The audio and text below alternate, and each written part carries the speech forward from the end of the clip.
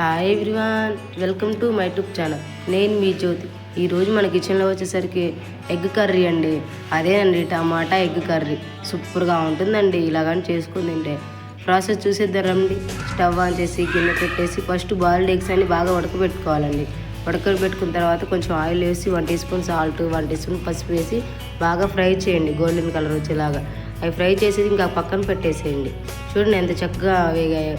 అట్లా వేగితేనే టేస్ట్ చాలా బాగుంటాయండి ఎగ్స్. ఇంకా అవన్నీ పక్కన పెట్టేసి స్టవ్ ఆన్ చేసి గిన్నె పెట్టేసి 1 కప్పు ఆయిల్ వేయండి. ఆయిల్ వేసిన తర్వాత పోపు దినుసులు వేయండి. పోపు దినుసులు కొంచెం వేగిన తర్వాత 4-5 రెడ్ చిల్లీస్ వేయండి. రెడ్ చిల్లీస్ కొంచెం వేగిన తర్వాత 1 కప్పు ఆనియన్స్ వేయండి. ఆనియన్స్ వేస్తేనే టేస్ట్ చాలా బాగుంటుందండి టమాటా ఎగ్ కర్రీకి. అవన్నీ కొంచెం బాగా వేగిన తర్వాత 1 టీ స్పూన్ అల్లం పేస్ట్ వేయండి. అల్లం పేస్ట్ వేసిన తర్వాత 1 teaspoon salt, 1 teaspoon పసుపు వేసి బాగా కలపండి. అవన్నీ కొంచెం బాగా వేగిన తర్వాత మనం ముందే టమాటాలు కోసి పెట్టుకున్నాం కదండి, ఇంకా టమాటాలు వేసేయండి. టమాటాలు బాగా మగ్గేదాకా మధ్యలో కలుపుతూ ఉండండి. చూడండి టమాటాలు అట్లా కోసేసి ఇంకా వేయండి. వేసిన తర్వాత ఒకసారి అలా గెంటితో కలిపేసి ఇంకా పక్కన పెట్టేసేయండి. మూత పెట్టేసి గెంటి పక్కన పెట్టేసేయండి. ఇంకా ఆల్మోస్ట్ మగ్గిపోతాయండి. టమాటా ఊపిరి ఉడికిపోతుంది కదా. చూడండి ఎంత చక్కగా మగ్గిపోయింది. ఒకసారి మధ్య మధ్యలో చెక్ చేసుకోండి అడుగును మాడకుండా.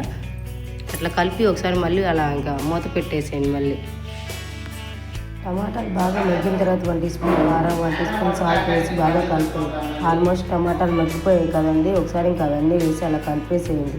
టమాటా ఎగ్ కర్రీ చాలా టేస్టీగా ఉంటుందండి, పాతకాలం స్టైల్ టమాటా కర్రీ. ఇంకా అవన్నీ కొంచెం మగ్గిన తర్వాత 1 టీ స్పూన్ ధనియాల పొడి, 1 టీ స్పూన్ గరం మసాలా వేసి బాగా కలపండి. గరం మసాలా వేస్తే కొంచెం టేస్ట్ చాలా బాగుంటుంది కదా. చూడండి ఎంత చక్కగా కుదిరింది. టమాటా కర్రీ రెడీ. ఇంకా టమాటాలు బాగా మగ్గిన తర్వాత అన్నీ వేసిన తర్వాత ఇంకా బాయిల్డ్ ఎగ్స్ ఉన్నాయి కదండి, మనం ముందే వేయించి పెట్టుకున్నాం కదా, ఆ ఎగ్స్ వేసేయండి. చూడండి ఎంత బాగా గోల్డెన్ కలర్లో వేగాయి కదా ఎగ్స్. టేస్ట్ కూడా చాలా బాగుంటాయి. ఇంకా అవన్నీ వేసిన తర్వాత సరళ కలిపేసి ఇంకా మూత పెట్టేసేయండి. ఇంకా అంతే, టమాటా కర్రీ రెడీ. చూడండి ఎంత చక్కగా కుదిరింది టమాటా ఎగ్ కర్రీ.